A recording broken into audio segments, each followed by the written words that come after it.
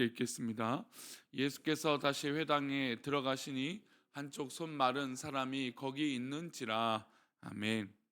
기도하겠습니다.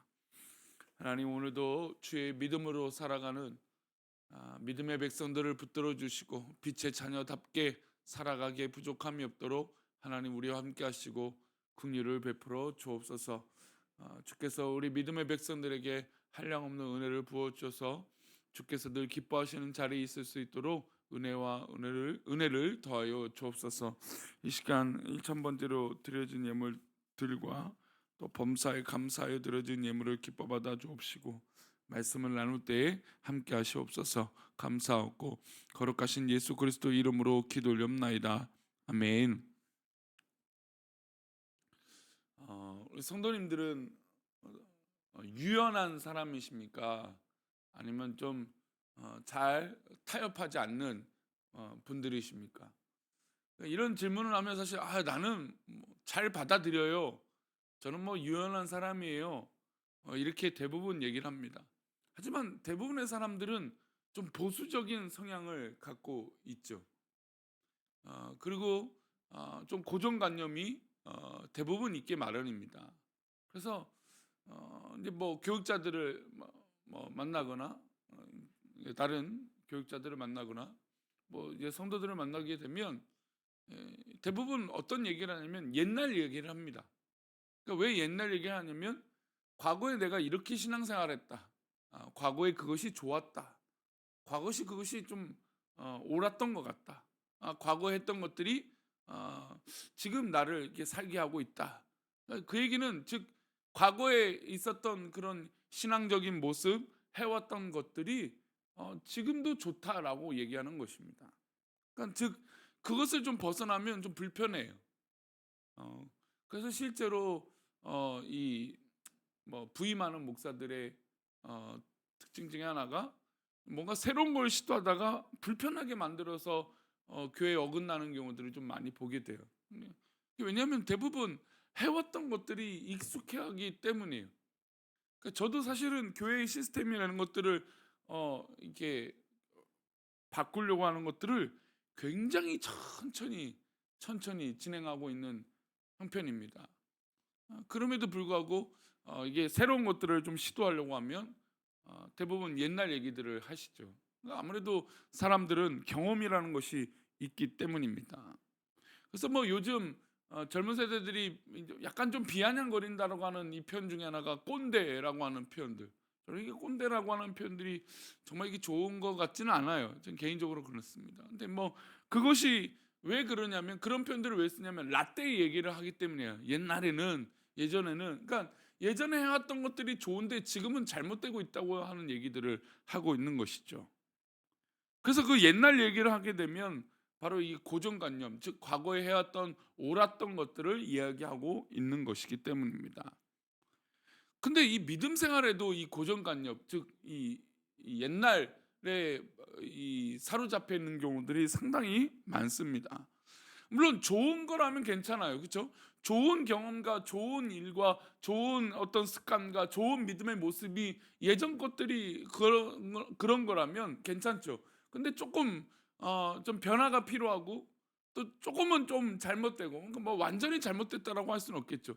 조금은 좀 수정이 필요한 것들이 있는데 그것들이 잘 바뀌지 않는 것이 있다라는 겁니다. 오늘 본문에도 사실 주님 앞에 계속해서 도전하고 있었던 사람들은 자신들을 불편하게 만들었다라는 겁니다. 그리고 자신들이 과거에 해왔던 이 고정관념, 즉 지켜왔던 어떤 그런 역사와 전통을 무시하는 예수님의 형태들에 대해서 계속 공격하고 이 예수님을 오히려 이제는 죽이려고 하는 이 무리들이 되어지는 것을 보게 됩니다. 우리 1절과 2절을 다시 한번 보겠습니다. 예수께서 다시 회당에 들어가시니 한쪽 손 마른 사람이 거기 있는지라. 사람들이 예수를 고발하려 하여 안식일에 그 사람을 고치시는가 주시하고 있거늘. 지금 사람들이 예수님을 고발하려고 했습니다. 왜 고발하려고 했냐면 안식일에 병든 사람을 고쳐주는가 아닌가. 그래서 지금 예수님 어디에 들어가고 계세요? 회당에 들어가셨잖아요. 그 회당에 들어갔는데 거기 환자가 있었어요. 이 환자는 이 사람들이 일부러 좀 준비해 놓은 사람들이었던 것이죠. 그래서 지금 예수님이 이 사람을 고치는가 안 고치는가 고발하려고 지금 작정하고 덫을 놓은 것입니다. 평소 예수님의 성향대로라면 어떤 병자든지 고쳐주셨는데 과연 오늘 이 안식일인데 고쳐주실까? 당시 사람들은 안식일에는 무조건 다른 건 하기 어려웠습니다. 예배만 했던 것이죠. 그런 고정관념과 생활의 습관을 갖고 있었습니다. 사람들은 예수님이 이 사람의 병을 고쳐주기만 하면 종교 권력자들에게 가서 고발하려고 했습니다. 저 예수가 안식일에 병든 사람 일을 했다라는 것이죠. 예수님께서는 이들이 생각을 다 알고 계셨습니다. 그러니까 저도 사실 어렸을 때 교회 가면은 목사님이 그랬어요. 주일날 절대로 돈 쓰지 말아라. 주일날 다른 일을 절대 하지 말아라. 그래요. 근데 지금은 사실 좀 그렇게 말하기는 어렵죠. 근데 그건 뭐 보여주는 형태지 중요한 것이 있어요. 뭡니까? 주일을 거룩하게 구별해라라는 것은 굉장히 좋은 의도죠. 그런데 보여주는 행태를 갖고 정죄한단 말이죠. 결국은 그렇게 절대로 하지 말라고 하는 이 절대적인 이 절대라고 하는 말이 오히려 본인에게 돌아오는 경우들을 굉장히 많이 보게 됩니다. 만약에 이 안식일을 이렇게 지키려고 하는 사람들에게 가족이 아팠다. 당장에 아팠다 하면 어떻게 됩니까? 병원을 가지 말아야 될까요?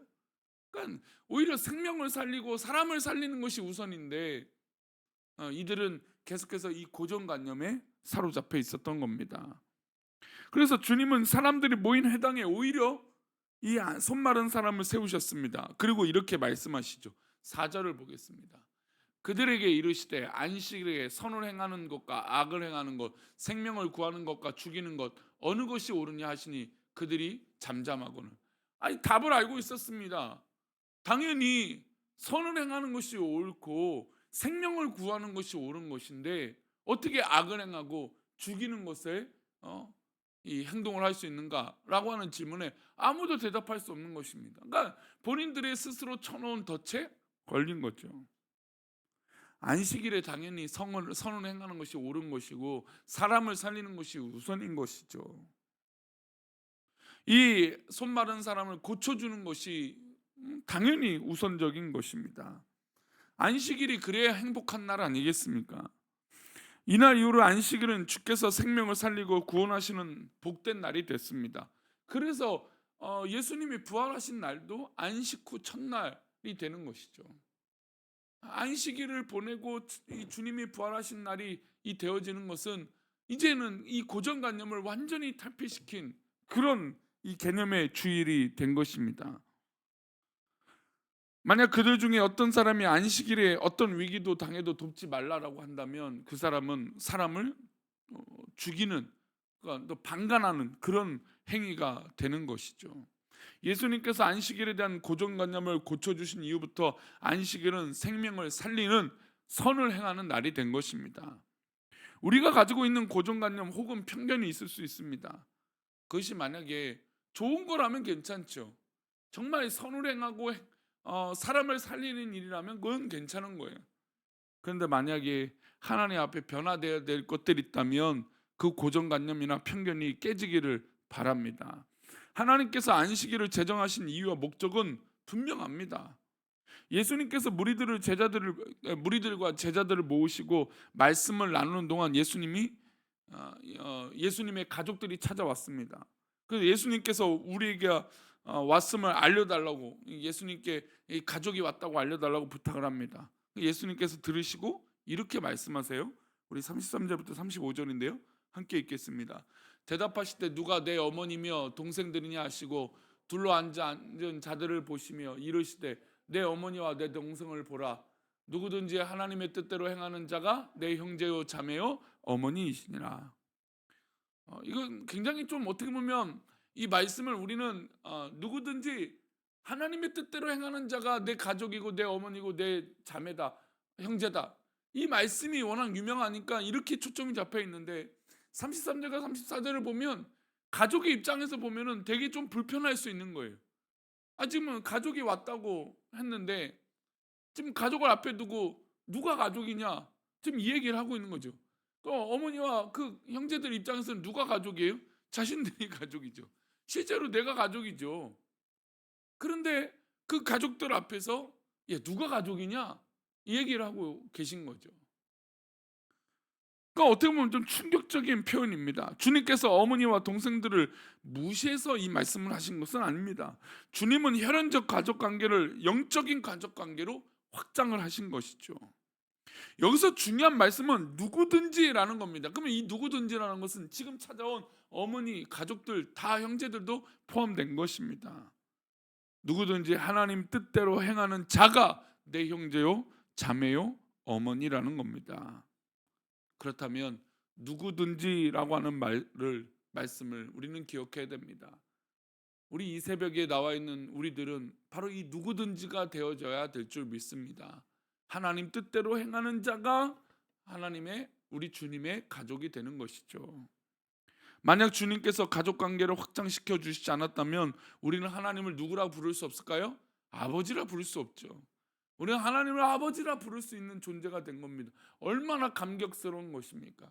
그러니까 예수님이, 주님께서 이 개념을 확장시켜 주셔서 우리를 하나님의 자녀로, 또 때로는 친구로 그렇게 지낼 수 있도록 또 그 관계를 확장시켜 주셨으니 얼마나 감사합니까? 믿음 생활하는 우리가 모두 가족이 된 것이죠. 그러니까 우리가 식구라고 말하고 우리 성도들을 가족이라고 말하는 이유도 바로 이 예수님의 가족의 확장성에 있기 때문이에요. 그러니까 우리의 고정관념 가운데 우리 가족만 가족이 아니라는 것을 우리 주님께서 깨워 주신 것입니다. 고정관념에 사로잡혀 있다면 안식일은 오히려 불행한 날이 되고 죽는 날이 될 것입니다. 고정관념에 사로잡혀 있으면 혈연적 가족만 가족이라고 할 것입니다. 그러나 고정관념을 깨뜨리면 안식일은 복된 날, 즐거운 날이 되고 주의 이름을 부르는 모든 행복한 날이 될 것입니다. 사로잡혀 있는 고정관념 때문에 믿음 성장하는데 이 방해가 된다면 여러분, 우리 이 고정관념을 깨뜨리십시오. 돌아보시기 바랍니다. 고정관념을 깨뜨리면 믿음은 성장할 것이고 하나님 안에서 행복할 것입니다. 그러니 새로운 믿음의 눈을 뜨시기를 바랍니다. 우리 앞에 의외로 고정관념이 꽤 많아요. 물론 좋은 것도 있습니다. 하지만 우리가 정말 하나님 앞에 이 고정관념으로 인해서 성장하지 못하는 것들이 있다면 돌아보시기 바랍니다. 그래서 철저하게 정말 하나님 기뻐하시는 것으로 변화되고 성장하는, 지금도 성장해야죠. 오늘도 우리는 성장해야죠. 나이와 환경과 여건을 다 뛰어넘는 믿음의 성장이 우리 가운데 있기를 축원합니다. 기도하겠습니다. 하나님 아버지, 우리가 정말 하나님 기뻐하시는 것을 쫓아 살지 아니하고 내 마음과 내 뜻대로만 살고 있는지 우리가 돌아보기를 원합니다. 믿음의 백성들, 하나님 기뻐하시는 백성들 되게 하셔서 정말 하나님 원하시는 것을 이루고 또 행동할 수 있는 그런 믿음의 모습 되게 도와 주옵소서. 우리가 주님께 가면 망설일 이유가 없다고 우리 지난주 말씀을 나눴는데, 정말 우리 가운데 혹시 고정관념 때문에, 편견 때문에 주님께 나아가지 못하는 것들이 있다면 과감하게 깨뜨릴 수 있도록 용기를 허락하여 주옵소서. 오늘도 그렇게 살아가기 원하며 거룩하신 예수 그리스도 이름으로 기도 올리옵나이다. 아멘.